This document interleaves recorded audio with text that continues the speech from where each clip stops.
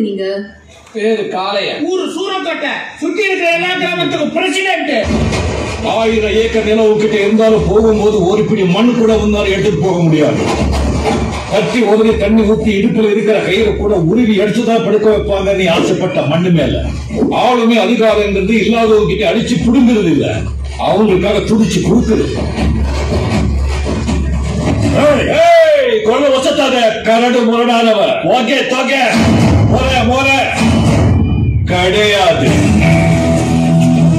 கிராமத்தான குணமாத்தானே பார்த்திருக்க, கோவப்பட்டு பார்த்தது இல்லையே. காட்டாது